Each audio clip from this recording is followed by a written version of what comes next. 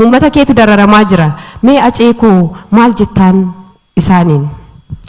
Waa'ee keenya yoo itti dhiisnee silaa naman dhiisu dubbii keenyatti akka hin taane otoo jirruu nuti akka hin jirre maal godhu jiruu faana gargar baane itti dhiisnee silaas gad hin teenye walii gallee yookaan alaan galle mee beekaamoo wallaalaa kam koomannaa nuuf hin galle rakkannee akkam taana wal gudunfuun wal sakaaluun dantaa taate walii gamnee rakkoonis keenya taate mee yaa rabbi yaa gooftaa koo tokkicha koo mootii hundaa walii galiitii nuuf toli hin dandeessa harkaa qabda jiruu jechuuf jiruu miti nuti akka jirrutti jirra nu gamteetti nu dhaqqabiisitti iyyanna.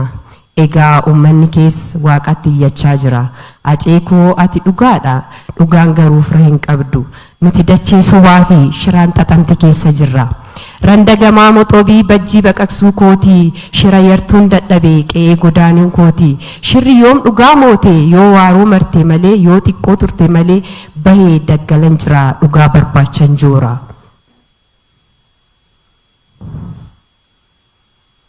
Jette atu Aceekoo wareegamuu kee irratti hunduu harka keessaa qaba. Amma dhugaa kee baasanitti eenyumtuu anaaf qulqulluu miti qulqullummaa ofii abbaatu mirkaneeffata.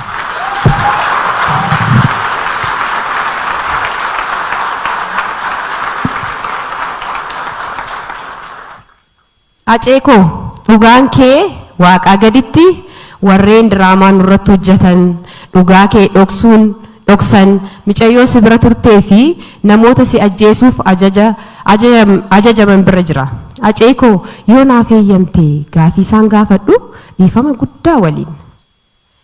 Lakki kiyyuu dhiisi dhiigni koo inni dhangala'e dhiigni qeerroo fi qarree lola'e imimmaan uummata kootii akkasitti roobe akka summii ta'ee lafeen keenya akka lilmoo ta'ee irriiba isaan dhorkaa jira. Halkan abjuudhaan guyyaa akkuman jirutti boqonnaa isaanan dhorkaa jira. Jiruu seetanii kan isaan jiraatan maqaan koo yoo ka'u kan biriifatan gaaddidduu isaaniitiin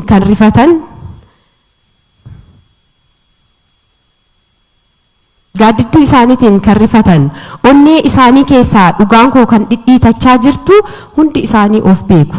Nyaanni ittiin goru dhugaatiinis akkasumatti ayyaanni irraa fagaateera dhugaan kiyya oolee hin buluu ofumaan dubbatu isin callisaa.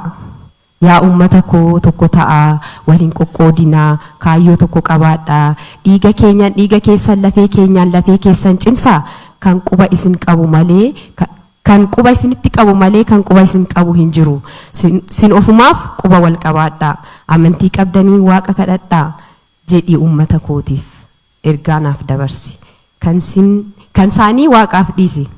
Tole Aceekoo erga jettee dhiiseera.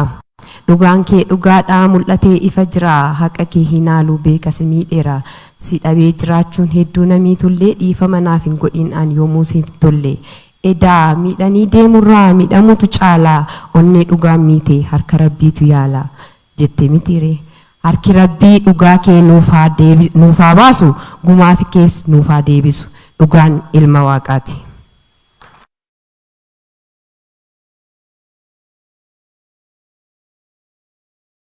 Sadii umrii dargaggummaa keetiin nuuf kennitee seenaa bara baraa galmeessitee deemtetta ati goota caalu. Erga ati deemtee maatii fi uummanni kee cabinni laphee keenya kan itti boqatu kaayyoon kee kan galmaan ittiin geenyu dhaloota dhufuuf kan dabarsinu dhaloonni dhalootaaf dabarsa jennee yaannu waggaa har'aa irratti faawundeeshinii Hacaaluu Hundeessaa hundeessineerra. Faawundeeshiniin Hacaaluu Hundeessaa kaayyoo fi karoora baay'ee qaba. Karoora waggaa tokko keessatti mucaan kee calqabaa dhalateera. Maqaan isaas Badhaasaa Hacaaluu Hundeessaa jedhama.